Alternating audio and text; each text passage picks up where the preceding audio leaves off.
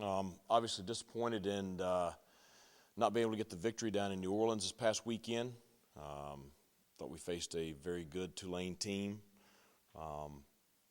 When you look back at the game, and I've watched it multiple times and watched it with both sides of the ball and special teams.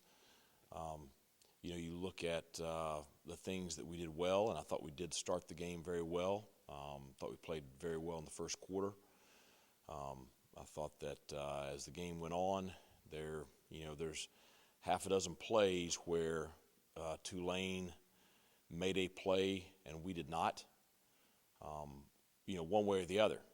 And I thought those plays, combined with a couple of mistakes that we made that Tulane did not, ended up in them winning what was a highly contested game. And certainly congratulations to Coach Fritz and Tulane moving on to 5-1. They've got a good football team, just like we thought.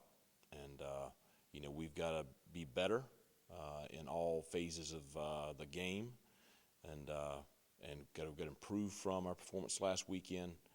And the one thing I do know is we have a very motivated group. We have a motivated group of coaches. We have a motivated team. We had a good workout on Sunday evening. We've had productive both players and coaches things over the last day and a half since then. I expect us to have a really good practice this afternoon. I expect the Pirates to play well this coming Saturday. Excited to be back at home. Should be a great atmosphere, 7:30 kickoff, homecoming. You're going to have, a lot of people back here for the Hall of Fame induction and Marcus Crandall going in. And just a lot of excitement around the game. And it's two really good football teams. Obviously, Memphis is coming off of a tough loss to Houston last Friday night. I was able to watch most of that game after we finished up our meetings. So, we've got two teams that are, really good teams that matched up this weekend. Should be a great game. We'll be ready to go. So, questions? Coach, you guys are at a point where those handful of plays are going to dictate who wins a game, going forward. So, how do you guys address it as a coaching staff? Do y'all overemphasize it, or try not to put too much pressure on those plays? How do you address that when you sit down with your staff and the players? Well, the one thing I know is, the kids, they want to be successful. And so I do think you address each situation. A lot of times it's things that they know, so you just try to coach up how to play the ball better, whether it's offensively or defensively, or you coach up a decision, no matter who it is making it, how we can better make that decision. We're always looking at how we can do things better as coaches.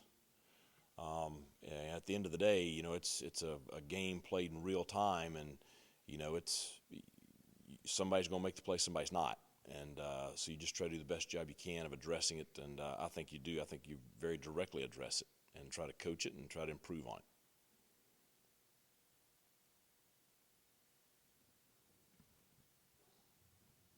Maybe when you talk about decision making, that sort of answers it. But have you been able to put your finger on or diagnose maybe the disconnect of having a lot of talent on offense versus just having some struggles in some certain games? Well, I think that the opponent and how they're defending you has a lot to do with it, and then I think rhythm and sync has a lot to do with it. Everybody being on the same page has a lot to do with it. For example, South Florida got up there and decided they wanted to play us press man on the line of scrimmage, and we were able to hit some deep balls on them, and we connected, and we won the 50-50 balls. This past weekend, Tulane defended us completely different. And I think after probably the middle of the second quarter on, we just, we were able to drive the ball pretty well till you got down to around the 30-yard line, and we just did not make the plays that you have to make. You got to score points. And conversely, on the other side, we did give up a few plays to Tulane. And so I think that's where it goes into just we've got to improve our execution. We got to improve everybody being on the same page. Everybody in this conference has a lot of talent.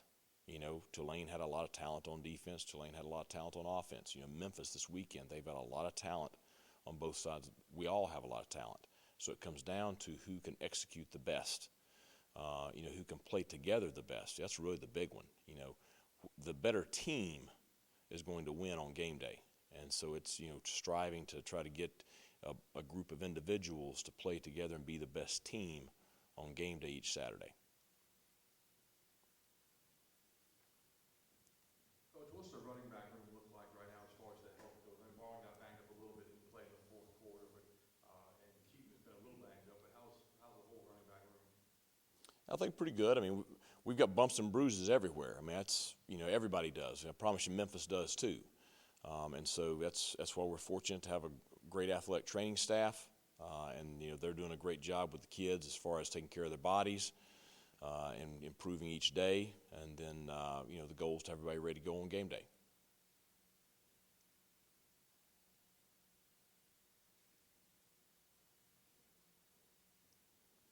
Coach, watching the game live, at times, nobody was open initially. Holton would break the pocket, and there were some guys working back to him, other guys maybe not working back on the scramble drill. Is that something y'all can emphasize coming out of this game?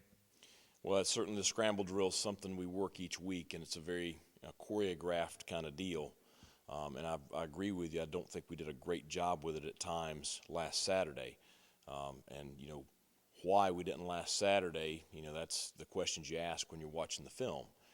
And it's certainly something you emphasize. For example, we do pass scale good on good every Tuesday and every Wednesday in practice. And the thing I encourage the quarterbacks to do is, don't sit back there because, you don't have an offensive line, defensive line in those settings. After a certain beat, you need to scramble. And Coach Kirkpatrick encourages them to scramble because, we work the drill against air, okay? But, and that's fine. You work it against air so they know where to go. But then the best work is when you're going against the defense because you're reacting to another body.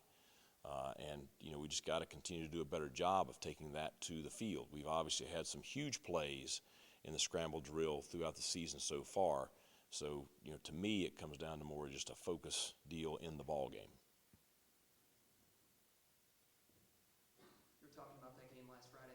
Memphis kind of fell apart in the fourth quarter. What did you see from them late that you thought, hey, we could definitely copy Houston and try and exploit some things? I guess what did you see from Memphis? Well, I think it was not as much what I saw from Memphis as what I saw from Houston. You had a huge kickoff return for a touchdown that started the whole thing and kind of energized Houston. And then you had, they started playing better defensively. They were able to get some stops. Houston was able to score. They were able to get an onside kick. And, the combination of the scoring drive, onside kick, you're right back out on defense, Memphis. Houston was able to drive down, pretty easily for the game-winning touchdown and extra point with seconds left on the clock. So, to me, it was more, Houston really got going. The kickoff return kind of ignited the comeback, and then I do think that Memphis got tired defensively there late in the game.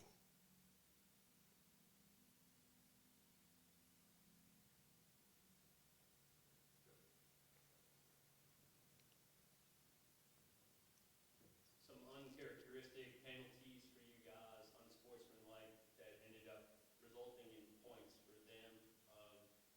Uncharacteristic interceptions in the end zone. Was there something to that, or is it just what happened in the game? Well, there's obviously something to it. And it is uncharacteristic because it's something that we've worked very hard to eliminate from our program, and we have not had an issue with that. And we talk about it each week, and it's, we want to play with emotion. We want to play with intensity, but we don't want our emotions to control us.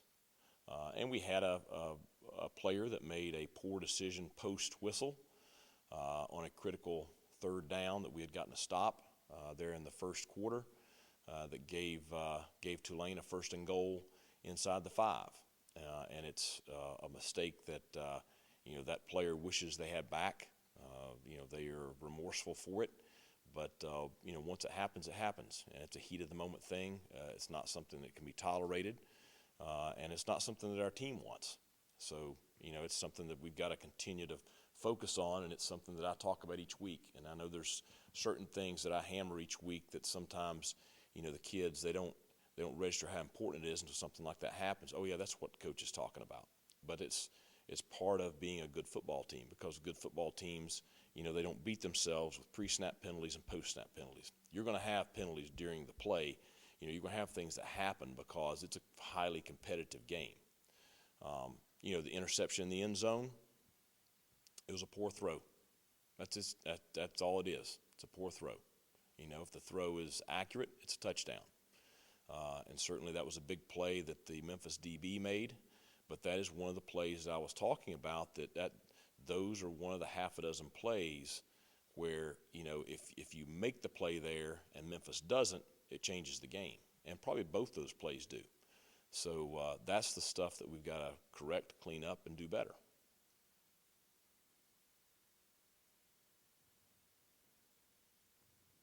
Coach, when you look at Hennigan, very successful passer, obviously. It looks like he's taken off doing some more in the ground game this year. And I remember last year he would kind of scramble, make some plays. Just how much of a difference does that make when you're trying to defend him? A lot. I mean, it's challenging. You know, he is their leading rusher as far as yardage gained on the year. And part of that's they're using multiple backs. You know, they're using 3 different running backs, so it's more distributed among the 3. But still, he's their leading rusher yards gained on the year, and that's the example of his mobility. He's a really good quarterback. You know, he was good last year. He's improved this year. 1,500 plus yards passing, completion percentage over 60%, 10 touchdowns, 1 interception. I think he's got, and I think Michael Pratt is one of the better quarterbacks in our conference. I think Seth Hennigan, you know, may have more arm talent, you know, as far as just strength and accuracy and things like that. Just that's from tape. So I just think that I think he's a really good player. I think we're going to be challenged, and I think his mobility adds, you know, another wrinkle to that. Any other questions?